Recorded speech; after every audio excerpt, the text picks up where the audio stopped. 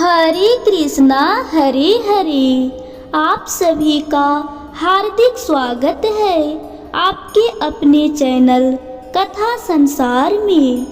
आज हम सुनने जा रहे हैं पौष मास महात्म्य कथा के 21वें अध्याय की पावन कथा।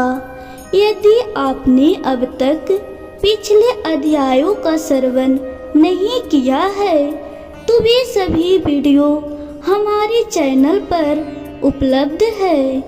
आप वहां जाकर उन्हें अवश्य सुनें और भगवान की अमृतमयी कथाओं का लाभ प्राप्त करें। अगर आप चैनल पर नए हैं तो कृपया लाल बटन दबाकर चैनल को सब्सक्राइब करें और बेल आइकन को दबाना ना भूलें ताकि आने वाले सभी पवित्र वीडियो का नोटिफिकेशन आपको समय पर मिलता रहे। कमेंट बॉक्स में श्रद्धा पूर्वक लिखें ओम नमो भगवते वासुदेवाय। तो आइए अब आरंभ करते हैं पौष मास महात्म्य कथा के 21वें अध्याय का पवित्र श्रवण। तो प्रेम से बोलिए भगवान विष्णु की जय, माता लक्ष्मी की जय, भगवान श्री कृष्ण की जय, सर्व देवी देवताओं की जय। हिंदू पंचांग के अनुसार पौष मास भगवान श्री हरि विष्णु को अत्यंत प्रिय है। यह मास तप, संयम, दान और भक्ति का प्रतीक माना गया है। इस पवित्र मास में जो मनुष्य श्रद्धा से व्रत करता है, दान देता है, स्नान और कथा श्रवण करता है, उसके समस्त पाप नष्ट हो जाते हैं और जीवन में सुख शांति का संचार होता है। शास्त्रों में कहा गया है पौष मासे हरि ध्यात्वा सर्व दुख परमुच्यते, अर्थात पौष मास में भगवान विष्णु को ध्यान करने से मनुष्य समस्त दुखों से मुक्त हो जाता है। प्राचीन काल में धर्मपुर नामक एक पुण्य भूमि थी।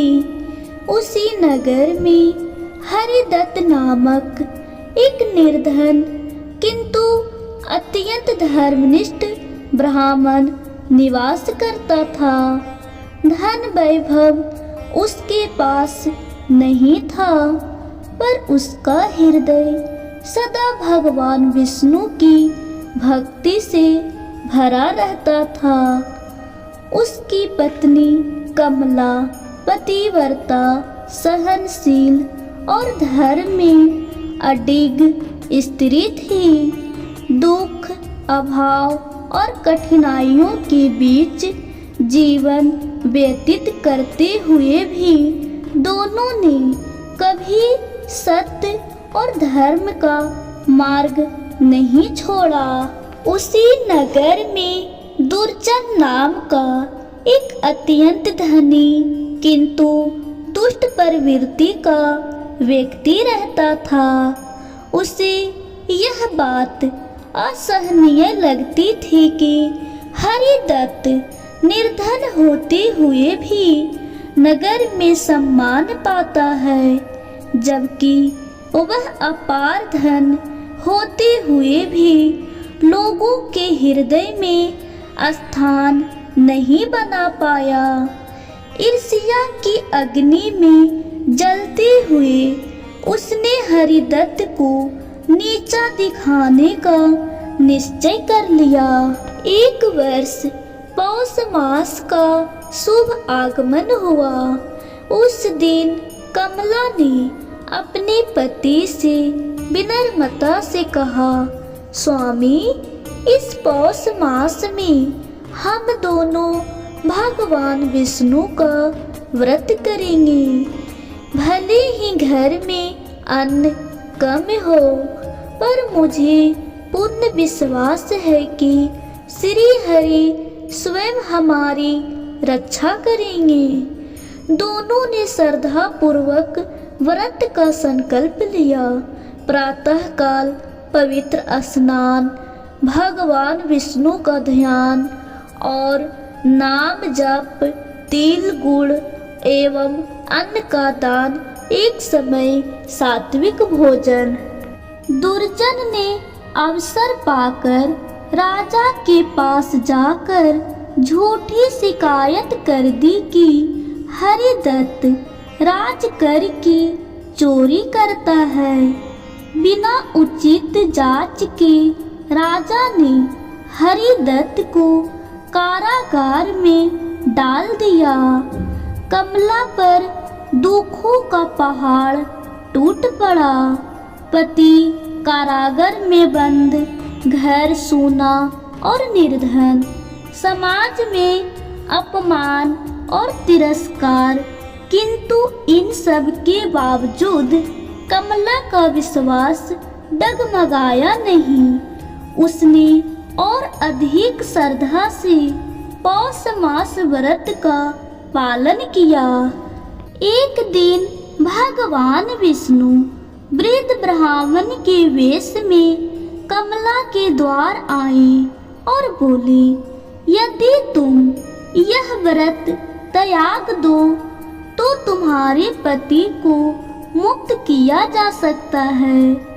कमला ने करबद्ध होकर उत्तर दिया, प्रभु, पति मेरे जीवन के आधार हैं, पर यह व्रत आपकी आज्ञा से किया गया है।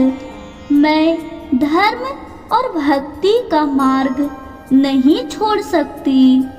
यह सुनकर भगवान मंद मंद मुस्कुराए और अंतर्ध्यान हो गए। उसी रात राजा को स्वप्न में भगवान विष्णु के दर्शन हुए। उन्होंने राजा को सत्य का बोध कराया। राजा भयभीत होकर जाग उठा और तुरंत जांच का आदेश दिया। सत्य सामने आया। दुर्जन दोषी सिद्ध हुआ। हरिदत्त पूर्णतः निर्दोष निकला। राजा ने हरिदत्त को ससम्मान मुक्त किया और दुर्जन को कठोर दंड दिया।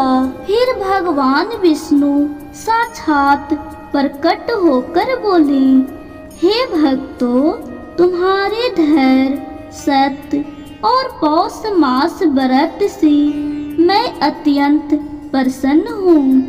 अब तुम्हारे जीवन में कभी अभाव नहीं रहेगा। क्षण भर में हरिदत्त का जीवन बदल गया। राजा ने उसे भूमि, धन और सम्मान प्रदान किया। कुछ समय पश्चात उनके घर धर्मपरायण पुत्र का जन्म हुआ। जो व्यक्ति पौष मास में यह कथा श्रद्धा से सुनता है, भगवान विष्णु का स्मरण करता है, नियम पूर्वक व्रत करता है, उसके समस्त कष्ट नष्ट होते हैं, शत्रु शांत हो जाते हैं, घर में सुख शांति का वास होता है। अंत में विष्णु लोक की प्राप्ति होती है। पौष मास में जो सच्चे हृदय से हरि भक्ति करता है, उसका जीवन निश्चित ही दुख से सुख की ओर अग्रसर होता है। इति श्री पौष मास की पौराणिक कथा समाप्त हुआ। अगर आपको मेरी वीडियो अच्छी लगी हो तो प्लीज लाइक, सब्सक्राइब और शेयर जरूर कीजिएगा। अब हम मिलते हैं अगली वीडियो में।